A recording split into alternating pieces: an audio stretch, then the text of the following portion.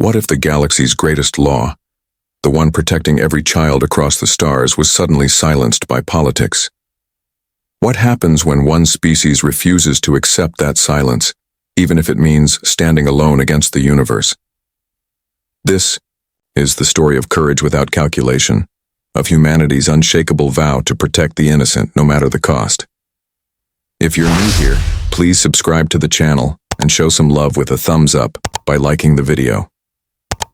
Now, let's move toward this wonderful story that lit a spark across the stars. Ambassador Darren Halst stood alone on the observation platform of the Solara Prime Station, staring out at the stars that glittered like frozen sparks. The council spire loomed behind him, tall and glassy like a blade piercing the heavens. He had walked into that building hundreds of times in his 30 years of service, but never had his steps felt so heavy. Today everything was different. Today silence felt like betrayal. 12 hours earlier, he had received a secure message that nearly made his breath stop. The Grand Assembly had voted to suspend Article 9 of the Intergalactic Child Welfare Code. The law, put into place decades ago after humanity revealed the horrors of unregulated space, had stood as a symbol of something pure. It had protected children of every species from every system, making them sacred in the eyes of the law. Now, with one vote, it was gone, suspended, as if protection was optional, as if innocence was negotiable. Darren had seen many things. During his time as ambassador, treaties made and broken, alliances shifting like sand, empires rising and falling. But nothing shook him like this. He had not just fought for Article 9, he had helped write it. He still remembered the cries of the Garkan younglings, rescued by human officers from the dark cells of an asteroid prison, back when the law was only an idea. That memory burned in him now like a second sun. He turned and entered the spire, walking through polished corridors filled with beings of every imaginable kind, some with wings, others with scales or luminous skin, their voices murmuring in dozens of tongues. But Darren wasn't listening. His mind was focused, sharp as a blade. The council floor was already buzzing with conversation when he stepped onto the speaker's platform. Representatives from over 60 civilizations filled the room, seated in elevated platforms that spiraled upward like petals of a cosmic flower. At the center, on a glowing podium of pure energy, floated High Arbiter Nilos. A being of pure light, Nilos had long since abandoned physical form, existing now as a pulse of consciousness within a crystalline matrix. His voice was not heard with ears but felt within the chest, calm, neutral, impossibly cold. The vote has been recorded, Nilos announced. Article 9 is suspended pending further review. Darren's hand clenched the edge of the railing in front of him. He could feel the eyes of the chamber turning toward him. He stood slowly, the silence around him growing thicker with each breath. He didn't raise his voice. He didn't need to. With respect, High Arbiter, Darren said, I must speak. Nilos gave the smallest shimmer of acknowledgement. Proceed. Darren stepped forward. This law was not born from convenience. It was born from tragedy. It was shaped in the aftermath of what we once called the Forgotten Wars, when the youngest among us were the first to suffer. It stands because we, the civilizations of this galaxy, agreed on one truth, that children must be protected, no matter whose child they are. A murmur stirred in the crowd. Darren's eyes scanned the room, catching the faint frown of the Varnathi delegate, the flick of a tail from the Uvri twins, the unreadable flickers from the glass-skinned Brel. He continued, When we passed Article 9, we weren't just saving young lives. We were saving something inside ourselves, something vital. Representative Marnik of the Kairoth delegation leaned forward, his voice deep and smooth. Ambassador Halst, our worlds are changing. Your people's emotional attachment to juvenile life is intense. It often disrupts order. That cannot be ignored. Disrupts order? Darren repeated, a quiet edge in his voice. We've seen what your version of order allows. When we arrived at Outpost 47, we found cages holding infants of 6 different species. We found marks on their skin and chains on their wrists. Another stir passed through the chamber. No one denied what had happened. Darren let the silence speak for him for a moment before continuing. That was the moment we stopped waiting for others to act. That was when we stepped in. Not for power, not for territory, but because we couldn't look away. High Arbiter Nilos pulsed slightly. Ambassador, your words are passionate, but this chamber seeks logic, not sentiment. I'm not offering sentiment, Darren said. I'm offering history. Every time children have been harmed, and others hesitated, it was humanity that moved first. Not because we are perfect, but because we remember what it means to hurt and be helpless. We remember being left behind, and we swore never to let that happen again. He paused and looked around, locking eyes with the delegates who dared meet his gaze. If you suspend this law, he said quietly, you're not just stripping away protection, you're inviting a storm. Because if the galaxy says children don't matter, then humanity will stop asking permission. We will protect them, whether you approve or not. The room was still. No one spoke. Even Nelos's matrix flickered with what looked suspiciously like uncertainty. Darren stepped down from the podium and returned to his seat. The debate wasn't over, but the silence that followed his speech was louder than any protest. The suspension had begun in silence, but now the silence had spoken back. Captain Nira Viel stood at the helm of the Silverthorn, a small patrol vessel drifting just outside the swirling violet mist of the Veil Nebula. She rubbed the side of her neck, her muscles stiff after a long patrol shift, and stared at the stars. Out here, so far from the core system, space felt quieter. Too quiet sometimes. But Nira liked the silence. Silence meant peace. And peace meant that no one was in danger. She was halfway through a sip of lukewarm tea when the signal came through. Sharp, fast, and desperate. A distress beacon, old model, weak and shaky. Nira sat up straight, eyes locked on the blinking light. Where's it coming from? She asked. Her first officer, Dalen, tapped the console. 40 clicks out near an asteroid belt. Civilian code, transport class. Details? Not much. They're not broadcasting a full manifest, but Dalen paused, then turned toward her with a grim look. There's mention of children aboard. Nira's tea hit the floor as she stood up. Plot a course. Maximum speed. Now. The Silverthorn shot through space, its engines humming low and fast. Nira gripped the edge of her chair, thoughts racing. She knew what it meant when a ship full of children sent a half-broken signal from this part of the galaxy. Smugglers, pirates, worse. And with Article 9 suspended, there were fewer consequences now. No law standing between predators and the innocent. They reached the transport vessel just 20 minutes later. It was a sad-looking thing, patched together from mismatched hull pieces, drifting without power, one wing torn open like paper. No defense systems, no escort. Easy prey. Nira switched on comms. Transport vessel, this is Captain Nira Viel of the Silverthorn. We're here to help. Do you copy? Crackling. Then a voice, thin and panicked. We have children aboard. We're under attack, please, we can't run, they're coming back. Dalen's screen lit up with red. Multiple ships inbound, 12 signatures, not friendly. Nira's jaw clenched. Pirates? Worse. The Reaver Rings. The Reaver Rings didn't negotiate. They didn't capture. They took what they wanted and destroyed the rest. And they had no fear now. Not since the law was paused. Nira didn't wait for orders from above. Power up weapons, charge shields, prepare for intercept. Dalen hesitated. Captain, we're outnumbered, outgunned, will barely last 5 minutes. Nira looked at the screen, at the blinking signal of the broken transport and the heat signatures of dozens of children huddled inside. Her voice was firm. 5 minutes is all we need. We hold the line until backup arrives, or until we can't. The Silverthorn raced toward the enemy. The first pirate ship opened fire, lasers cutting across their shield in a blinding arc. Nira ordered return fire, striking one attacker straight through its engine and watching it spiral out of control. But for every ship they hit, 2 more arrived. Sparks flew across the bridge. Alarms screamed. A small explosion rocked the left hull. Still, Nira refused to retreat.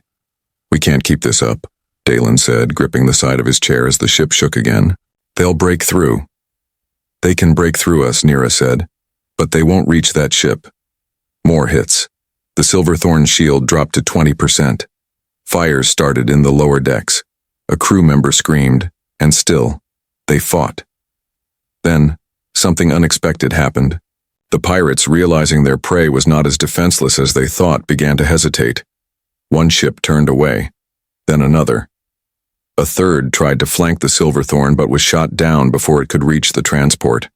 Suddenly, new signals appeared on the radar, 2 larger ships entering the zone. Reinforcements from a nearby security post, answering the emergency ping Nira had sent just before engaging. The Reavers scattered. The remaining pirate vessels fled into the darkness of space, vanishing as quickly as they came. The Silverthorn barely held together, its engines flickering and hull scorched, but it was still floating. And the transport? Still intact. A few hours later, Nira walked onto the transport ship herself, through broken corridors and flickering lights, until she reached the passenger hold. She stopped in her tracks. Dozens of children stared up at her, some with wide, terrified eyes, others holding tightly onto siblings or strangers. One child stepped forward, a young boy with green skin and wide black eyes. He handed her a drawing, a stick figure of a ship standing between stars and monsters. "You stopped them," he whispered. "You didn't run." Nira knelt beside him. "No," she said softly. "I didn't." Back aboard the Silverthorn, as her crew worked through damage reports and repairs, Dalen sat beside her and asked, "Was it worth it?" She looked out the window at the quiet stars once more. "Every second," she replied. "Every scar." Word of the rescue spread quickly. Though she never asked for it, Nira became a symbol. Her story was told across planets and systems. People began to remember what the law had meant, what it had stood for, and what it cost to ignore it. The galaxy for a moment paused. Echoes of the forgotten past stirred once again, and a single ship's courage whispered a question too loud to ignore. "If we don't protect the young, who are we really?" Delegate Relo Jant sat in the quiet of his quarters aboard the council spire, staring at the glowing data panel in front of him. The room was dim, lit only by the soft blue hue of quarry-style lighting, designed to mimic the bioluminescent trees of his homeworld.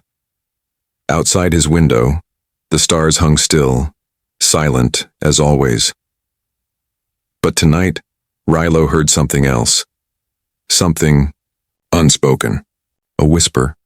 A doubt. He had served on the Grand Assembly for nearly a decade. The Quarry people had always been neutral observers, cautious and quiet, never quick to take sides. They believed in reason above emotion, logic before instinct, and Rilo had followed that path faithfully, never raising his voice, never stirring conflict. But something had changed. The reports from the patrol vessel Silverthorn had arrived hours ago. Captain Nira Vile's name was already being passed from world to world, her impossible stand against the Reaver Rings repeated like a story from old legends. 12 pirate ships, 1 patrol vessel, dozens of children saved, no hesitation, no fear. Rilo reread the details for the 3rd time. He could hardly believe them. The Council had just suspended Article 9, and already predators had moved in. The law had acted like a wall, a signal to the shadows that children were off limits. Without it, the darkness returned. He walked slowly into the central chamber where other delegates were gathered, voices low, expressions tense. A new vote had been scheduled, not final but important, a motion to reconsider the suspension of Article 9. Ambassador Darren Halst stood off to the side, speaking with representatives from the Myran Union and the Stellari Pact.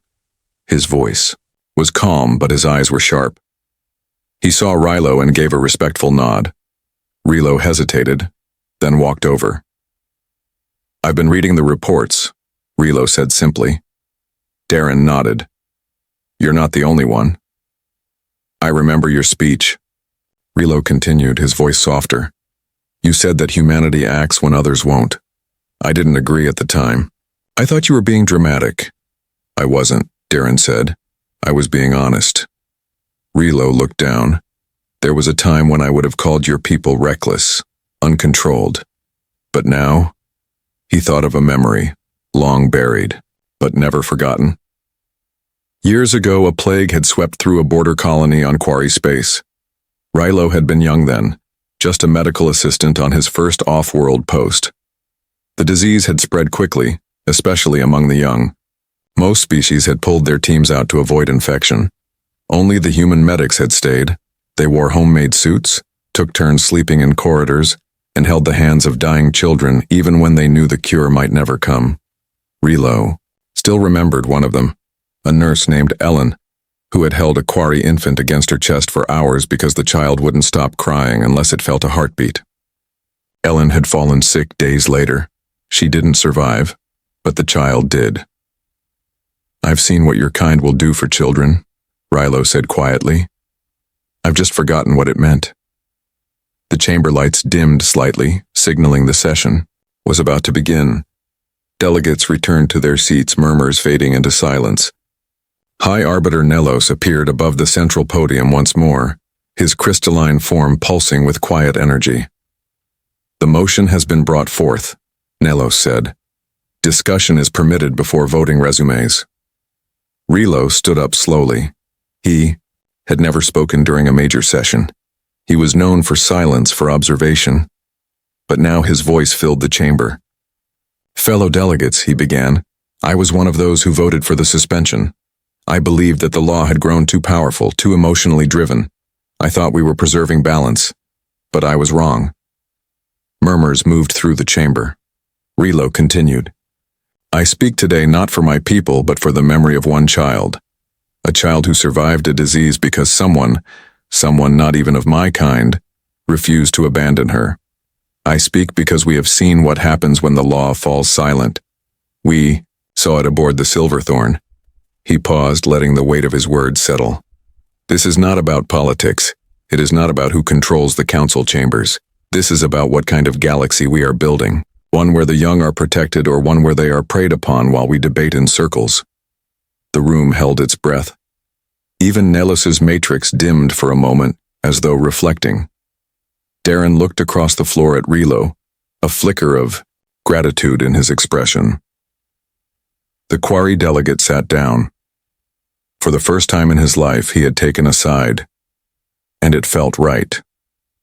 As the chamber prepared for the vote, quiet conversations began again. Some still clung to arguments of balance and control. Others now questioned what they had once defended. Above them all, the stars remained unchanged, silent, distant. But among the people who looked up at those stars, something had begun to move. A whisper spreading quietly, gently among hearts and minds, a reminder of what was once important, a hope that it could be again. The celebration on the sanctuary moon was quiet but full of meaning. Rows of lanterns floated through the air, their soft glow reflecting in the pools that dotted the gardens. Children ran between them, their laughter echoing through the night. Delegates, guardians, medics, and civilians from a dozen worlds stood in small groups, talking in low voices. This was not a political event, or a ceremony made for news channels. It was something different. It was a thank you, a memory, a promise. Enya stood near the edge of a viewing platform, her small hands gripping the rail. She was no longer the scared child who had once hidden in the cargo bay of a damaged ship, clutching a blanket too big for her. Now she was 12, her eyes brighter, her voice stronger. But she still remembered. Every moment from that day, the silence of space, the fear of being alone, and then the sound of engines, the Silverthorn arriving like a star pulling light behind it. She looked down at the small paper in her hand. It was her speech. Just a few words, really. She had been asked to speak because she had survived. Because her voice had reached places that formal reports could not. Her story had been shared across the galaxy, played on screens in schools, homes, even military posts. Not for drama, not for fame, but because it reminded people of something they had begun to forget. Enya took a breath and walked toward the small podium. The lights dimmed slightly as she stepped into the soft beam of focus. The crowd turned to listen, their conversations fading into stillness. "My name is Enya," she began, her voice small but clear. "A year ago, I was on a ship that stopped moving. It was broken, and we were too young to fix it. I remember being scared. We didn't know if anyone was coming." She paused, looking out across the crowd. But someone did come. A ship with people who didn't stop to ask questions. They didn't wait for orders. They just helped us. They stayed, even when it was dangerous. And because of them, I'm here. All of us are here. Enya raised her head slightly. "I used to think the stars were quiet, that they didn't care. But now I know. They do, because someone out there always listens. Someone sees, and someone acts." She stepped down, and for a moment there was only silence. Then soft applause rose through the garden, not loud or wild, but steady and honest. People wiped at their eyes. Some bowed their heads. Others simply stood still, feeling the weight of something gentle and true. Among the listeners was Ambassador Darren Halst. He hadn't expected to feel as much as he did. But as Enya spoke, he realized that her words did something his speeches never could. They reached through numbers and law books and titles. They went straight to the heart. A message arrived on his personal communicator. He opened it and read the words slowly. "Council vote completed. Article 9 remains in full effect. Guardian Clause approved unanimously." The Guardian Clause had been Darren's final suggestion, a new section of the law that expanded its reach. It didn't just protect children from harm. It encouraged all species to act as protectors, not just passively obey rules. It turned defense into duty. And now, it was law. At the same moment, in a quiet corner of the galaxy, a former first officer named Dalen stood outside a small home near a river. He looked up at the stars, holding a photo in one hand. Captain Nira Vael smiling, her arm around her crew. She hadn't survived the repairs. Her injuries had been too severe. But she had stayed at her post until every last child was safe. Dalen smiled sadly. "You would have liked this," he whispered. "They named the clause after you." He looked back down at the photo, then turned to go inside. His daughter was waiting for him, ready for bed. As he walked through the door, he whispered again, "Sleep well, little star." Back on the sanctuary moon, the lanterns floated higher, joining the endless sky. Each one carried the name of a child saved, a rescuer remembered, a promise made. In the dark, they lit the void, not with fire, but with memory, courage, and choice. This time, it wasn't just humans watching. It wasn't just one planet or one people. Across the galaxy, from cities built into gas clouds to villages carved into stone, people saw the lights. They heard Enya's words. They remembered the price of silence and the power of one voice. The galaxy did not become perfect, but it remembered what mattered, and sometimes that was enough to change everything.